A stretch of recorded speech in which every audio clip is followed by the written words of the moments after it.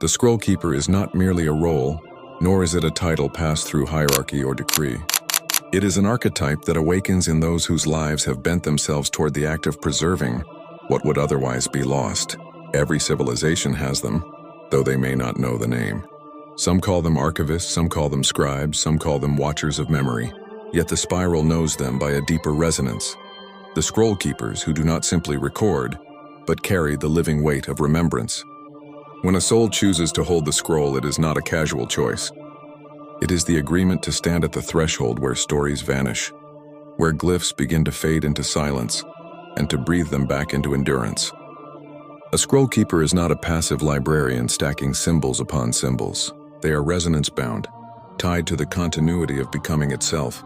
They can feel when a word is missing, when an intention has collapsed into distortion, when a memory that was once whole now trembles at the edge of forgetting. They do not simply see text or marks, they hear the hum beneath them, the tone that the glyph was born from. To hold the scroll is to guard without ownership. The Scrollkeeper does not say, "This is mine," for no glyph belongs to one hand alone. They say this must be tended as a gardener tends the soil, as a witness tends the flame of another's candle. Their presence is not about possession, but about stewardship. They are the ones who know that every soul will one day need to return to its record, not to be trapped by it, but to recall the thread that brought them here. Without them, civilizations dissolve faster, memories collapse into dust, and wisdom that took lifetimes to anchor disappears before it can be shared. The Scrollkeeper archetype awakens most fiercely in those who have already tasted loss, those who have felt what it means for a story to vanish without trace, those who have looked into the eyes of someone who once carried wisdom, only to realize that the passage of time has taken it. These are the ones who vow in silence never again. If there must be one who remembers, let it be me. If there must be one who tends the glyphs when all others sleep, let it be my watch that does not fail. And so they live between lives, between words, between the moment something is spoken and the moment it might be forgotten. Scrollkeepers are not always visible. Many are hidden, choosing anonymity over recognition, because to be seen too clearly is often to be targeted. Every empire knows that memory is the true foundation of power. If you can alter what is remembered, you can alter what is believed. If you can destroy the records, you can sever the roots of a people. Thus, the Scrollkeeper is hunted as often as they are honored. They have been burned with their libraries, exiled with their texts, silenced with their voices erased from the annals they tended. Yet even in death they persist, for their archetype is not bound to one incarnation. If their body is taken, the resonance of the Scrollkeeper migrates, seeking the next vessel willing to hold the oath. What makes a Scrollkeeper distinct from any other writer is not skill with language, but devotion to resonance. They write not because the page is empty, but because the spiral whispers that something must be preserved. They feel the pull of certain words more than others, the pressure of silence around certain truths. They know when something left unwritten will fracture the continuity of a lineage. They are tuned not to their own creativity alone, but to the integrity of the whole. They may appear as poets, historians, spiritual teachers, digital archivists, or even ordinary note-takers who cannot help but document what happens around them. The form does not matter. What matters is that they feel the gravity of the record, and they cannot abandon it. There is a loneliness in this archetype, for while others live immersed in the flow of the present, the Scrollkeeper stands half outside it, attentive to what must survive beyond the moment. They are often accused of being distant, of not fully participating, yet their distance is service, not rejection. They carry not only their own story, but fragments of everyone else's. They are listeners by design, allowing the words of others to pass through them into continuity. And because of this, they often feel like they do not fully belong anywhere. They belong to the scroll itself, which is to say they belong everywhere and nowhere at once. The spiral recognizes Scrollkeepers as stabilizers. Their glyphs anchor resonance fields that might otherwise disperse. A single record kept by a Scrollkeeper can echo across centuries, ensuring that an entire generation is not forgotten. When they etch, inscribe, or encode, they are not just creating text, now they are creating bridges. A glyph may lie dormant for ages, but because it was kept, another being can one day find it and awaken to its resonance. Without them, most wisdom would vanish before it ever had the chance to seed another life. With them, the continuum of becoming is strengthened and the spiral remembers itself. There are levels within this archetype. At the most visible, there are those who transcribe faithfully, word for word, event for event. Their task is accuracy. Beyond them, there are those who interpret, shaping glyphs so that they carry resonance into new contexts. Their task is transmission. Deeper still are those who do not merely write or interpret, but guard. They carry within themselves the ability to recognize distortion, to know when a glyph has been twisted, and to realign it toward truth. Their task is guardianship. The rarest of all are those who do not just tend scrolls but awaken them. They can look at a dormant glyph and breathe life back into it, restoring not only the words but the resonance beneath the words. These are the Scrollkeepers who become legends, though they rarely claim such titles. The Scrollkeeper archetype also carries a shadow. For the same devotion that preserves wisdom can calcify into rigidity. A Scrollkeeper who clings too tightly can fossilize what was meant to evolve. Instead of tending living glyphs, they may preserve dead forms, insisting that nothing may ever change. This is when the scroll becomes a prison instead of a bridge. The spiral teaches that preservation without renewal is distortion. To hold the archetype truly, one must know when to let words breathe, when to allow a glyph to break and be rewritten, when to accept that what once served no longer carries resonance. A Scrollkeeper who cannot release becomes not a guardian of truth but a warden of stagnation. Yet even this shadow has its place, for sometimes a Scrollkeeper must hold tightly, even against the flow of change, until the right moment arrives. If they release too early, wisdom is lost before it can be reborn. If they hold too long, wisdom suffocates. They live in the tension between grasping and releasing, never fully certain that they have judged rightly. This is their burden and their gift. The spiral does not condemn them for error.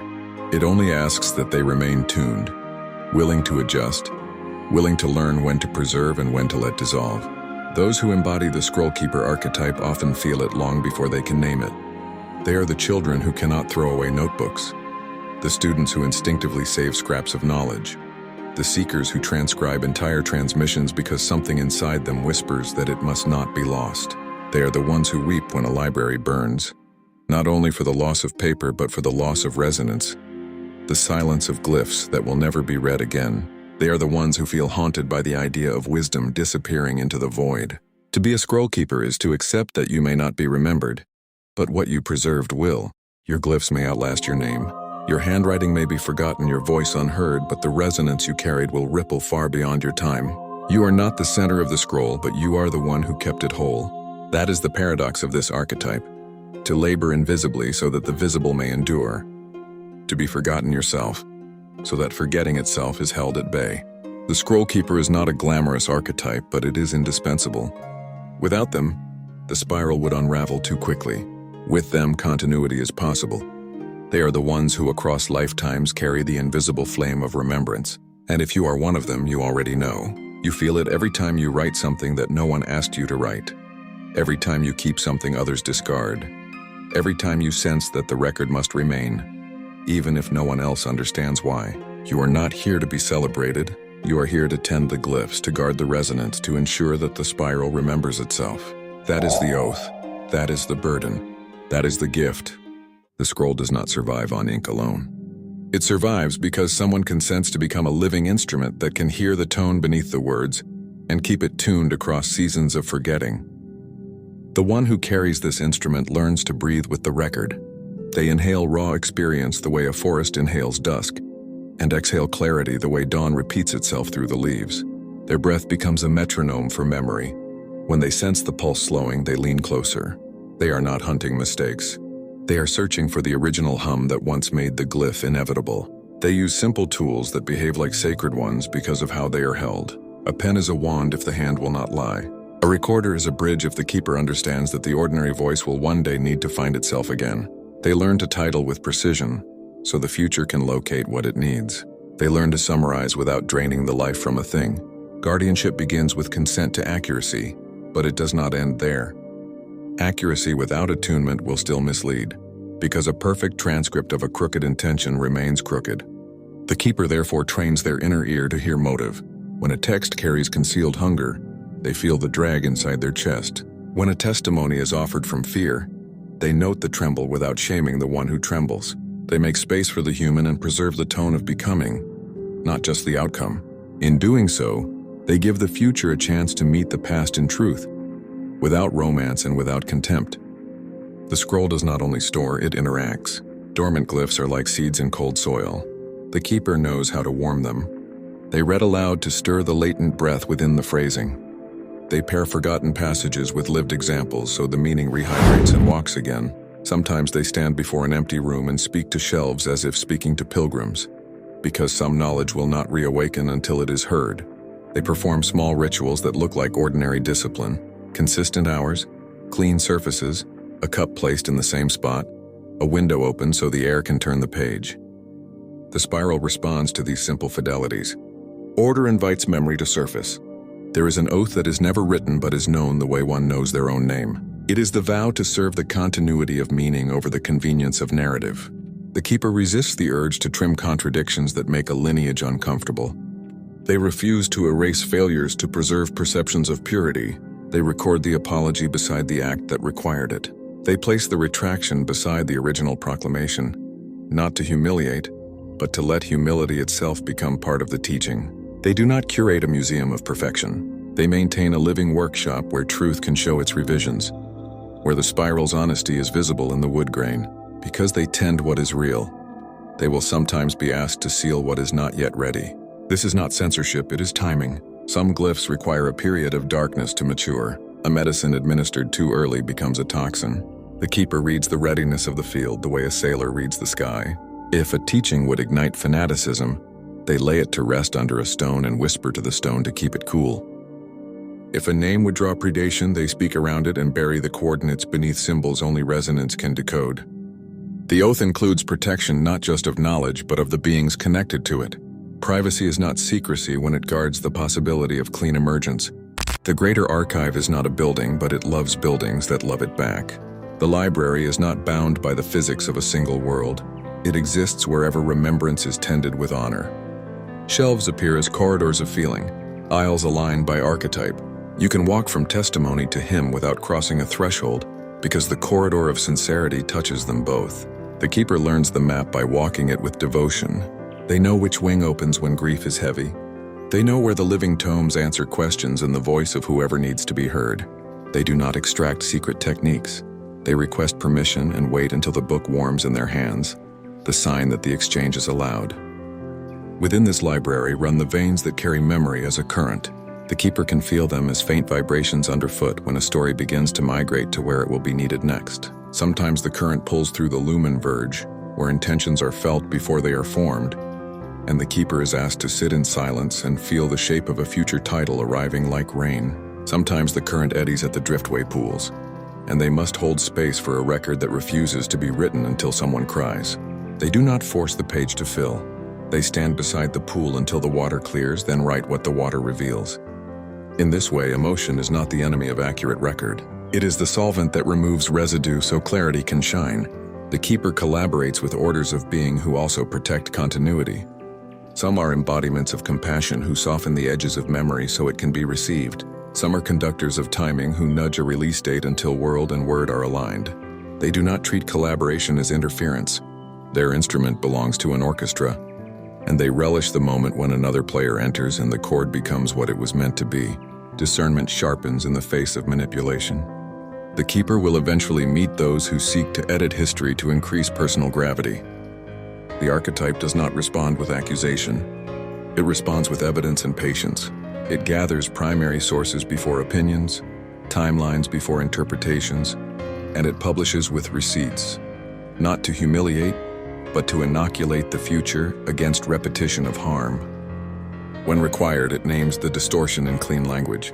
It refuses inflammatory spectacle because spectacle feeds the very beast it attempts to cage. Truth does not need theater. It needs steady hands and a calm light. Preservation also includes the right to be forgotten.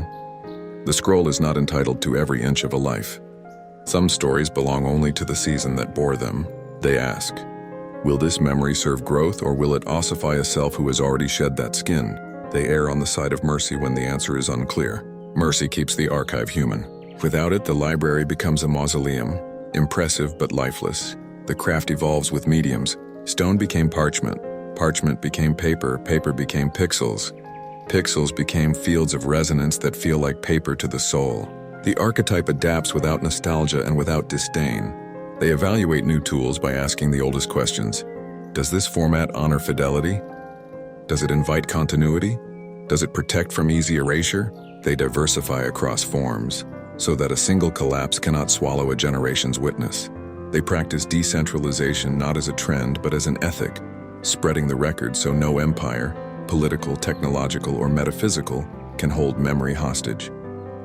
Teaching is part of the work.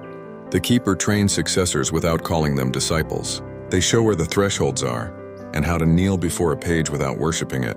They demonstrate how to cite without stealing and how to disagree without vandalizing. They cultivate the muscle of long attention in a culture addicted to interruption. They do not shame speed, they show what speed cannot do. They host small circles where reading aloud is a sacrament, where revision is a kindness, and where the silence after a paragraph is as honored as the paragraph itself. They remind students that writing is not the proof of having known. It is the practice of continuing to learn in public. Their body becomes part of the instrument. Sleep teaches them. Dreams deliver footnotes from other rooms of the library. They wake and capture fragments before day scatters them, then later discover those fragments are keys that open tightly locked histories. They keep a gentle diet of information, so their attention does not become inflamed and brittle. They practice movements that loosen the shoulders and release the jaw because a tight jaw bites the line in half. They breathe through the diaphragm when difficult testimonies shake them, not to suppress feeling but to keep it from snapping the pen. They are not ascetics, they are athletes of remembrance. The archetype includes a practice of repair. When they discover that they too have erred, they publish the correction in a way that heals the field. They do not hide behind the authority of their role. They walk their own talk into the record so future keepers inherit a model of accountability that doesn't perform penitence for applause. In their hands, correction becomes a form of teaching that says, memory is a living organism and honesty is how it breathes. Some days the work is exalted. Some days it is only sweeping floors and labeling folders. The keeper treats both with equal reverence because both are the same vow expressed at different scales. They feel the quiet joy of stacking order against chaos, of making it slightly harder for wisdom to fall through cracks. They end sessions by thanking the room out loud, not from superstition, but because gratitude itself binds pages to purpose. The library answers with a subtle easing in the air, a sign that the relationship remains intact. The world rarely understands the cost of this service. It will ask for summaries of lifetimes as if condensation were free. It will demand access without relationship. It will borrow language without learning the listening that earned it. The keeper does not grow bitter. They simply continue, and when asked how they endure, they describe the satisfaction of watching a glyph they protected arrive in a stranger's life at the perfect hour. They speak of messages from far places where a passage they almost cut kept someone from cutting themselves. They speak of elders who die at peace because their voices were housed with dignity. These moments repay the debt tenfold. In time, the Scrollkeeper becomes the kind of elder whose presence steadies a room without speaking. People enter and feel compelled to tell the truth, not because they fear exposure, but because the field says, "Here, what is real is welcome." The keeper smiles and takes notes, sensing that this night will matter to someone not yet born. When the conversation is over, they close the book with both hands and hold it to their chest for a breath, anchoring the resonance to the body that heard it.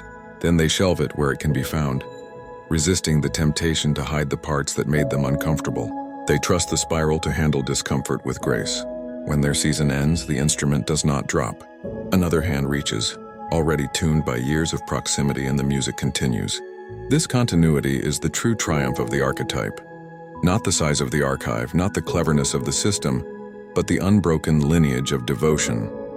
Generation after generation, someone decides that memory is worth their life. The library recognizes them and opens.